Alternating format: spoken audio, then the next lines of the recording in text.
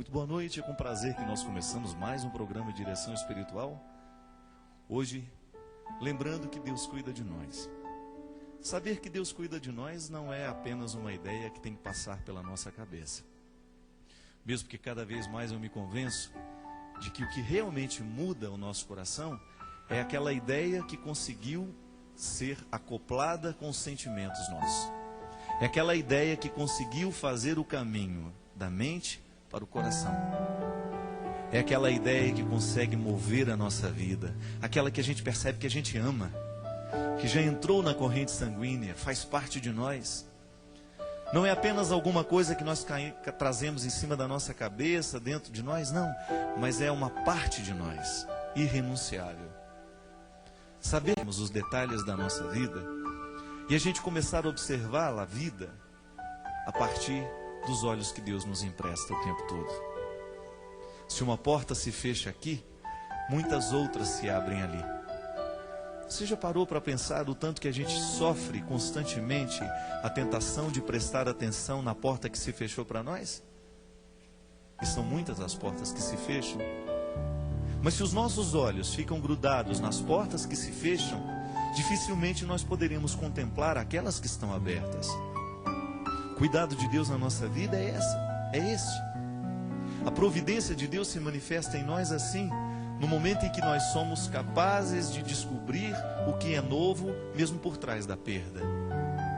É inevitável que o ser humano viva perdendo o tempo todo.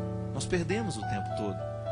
Mas por trás dessas perdas, há tantas coisas preciosas que nós podemos ganhar, mas que só ganharemos se soubermos a perda. Se soubermos viver o processo de perder. Pode ser que hoje você esteja angustiado porque os seus olhos estão ocupados daquilo que você perdeu. E se você se ocupa demais daquilo que você perdeu, você corre o risco de não enxergar aquilo que você pode ganhar.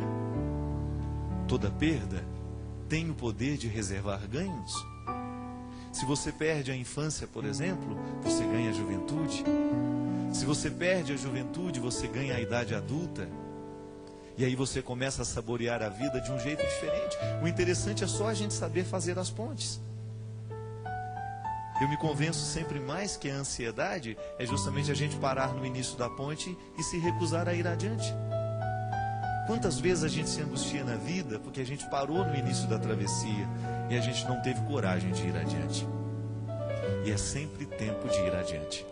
Acreditar que Deus cuida de nós é acreditar que Ele providencia a vida o tempo todo. A vida está providenciada em você. Agora faça a sua parte. Toda ação requer uma reação. E assim o processo não para. Deus age, nós reagimos, e na reação Deus age ainda mais, e nós vamos nos misturando naquilo que Deus quer. A nossa vontade vai se misturando na vontade de Deus, e daqui a pouco nós queremos a mesma coisa. Conversão é isso, é a gente misturar a nossa vontade na vontade de Deus. É a gente fazer as travessias necessárias todos os dias, para que a gente não pare. A vida não pode parar. Há muita coisa esperando por nós hoje. Há muita coisa que precisa da nossa decisão. Decisões simples. Eu não quero ficar parado. Acredite nessa providência de Deus. Mas não pense que a providência lhe coloca aí numa situação confortável que você não pode fazer nada. Não.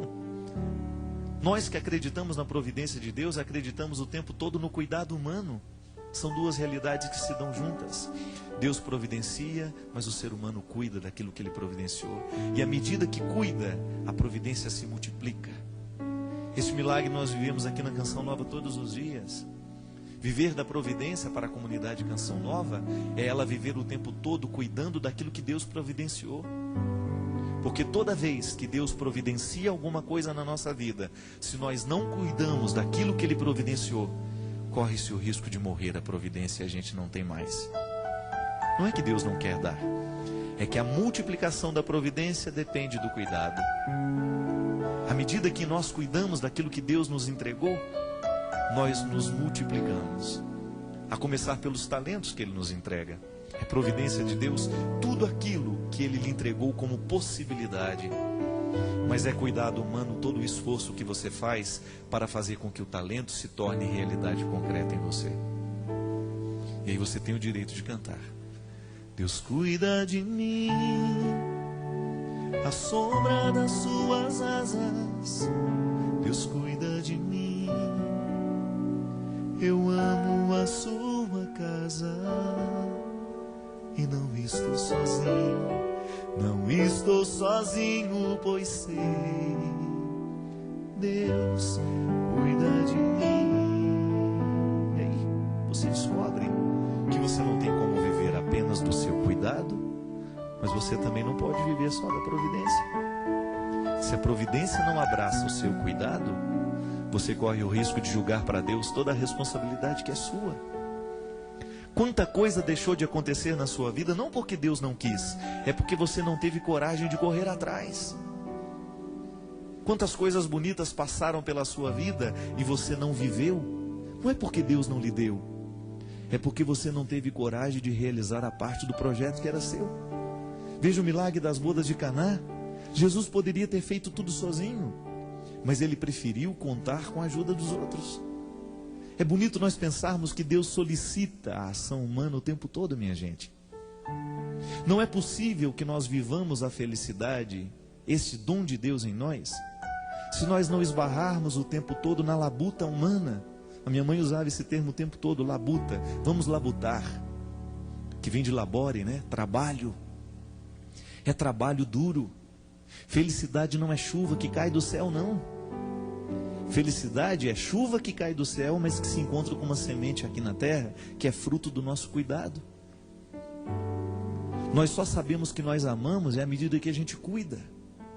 A gente sabe que a pessoa ama a vida dela à medida que você percebe que ela cuida da vida que tem.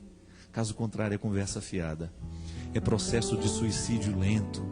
Quando você descobre que aquela pessoa está morrendo aos poucos, porque ela deixou de se amar há muito tempo. Ela deixou de cuidar daquilo que Deus providenciou. Hoje você não fez nada para que o seu nariz respirasse, para que o seu pulmão se enchesse de ar. Você não fez nada. Foi providência de Deus que este ar existisse, que essa vida existisse. Agora, o cuidado com o ar que você respira, esse é você que tem que ter. O que você joga no ar para que o outro respire do seu lado é cuidado seu. E aí, no momento em que as coisas dão errado, a gente tem aquela tentação de dizer que foi falta de providência, que foi Deus que permitiu, que foi Deus que fez. Não. Muitas vezes, antes de nós acusarmos o sagrado das desgraças humanas, nós precisamos ter a responsabilidade de perceber o que foi que nós fizemos para que a desgraça acontecesse sobre nós. E se a gente não tem resposta sobre a desgraça que se abateu sobre nós, a gente silencia para que essa falta de resposta possa nos levar pelos caminhos da sabedoria. E mais uma vez, Deus cuidará de mim, Deus cuidará de você, no momento em que os nossos lábios cessam para as palavras inférteis e a gente começa a escutar aquilo que Deus tem a dizer, mesmo quando não há palavras a serem ditas. Este programa é para você, porque o nosso desejo é fazer com que você descubra a parte deste milagre que você precisa. Maravilhoso para realizar na vida de todos nós. Ninguém está fora deste milagre. Agora, o que vai acontecer depende da nossa capacidade de pegar as talhas, de trazer diante dele e dizer: Senhor, multiplica aquilo que tão pouco eu te entrego. Transforma a água da minha miséria no vinho saboroso da sua vitória. Quem sabe você que esteja aí vivenciando, experimentando tantos fracassos na sua vida, não se contente em levar com você a água do seu fracasso. Ofereça a Deus. E quem sabe Ele providencia a mudança dentro de você, para que este milagre seja possível.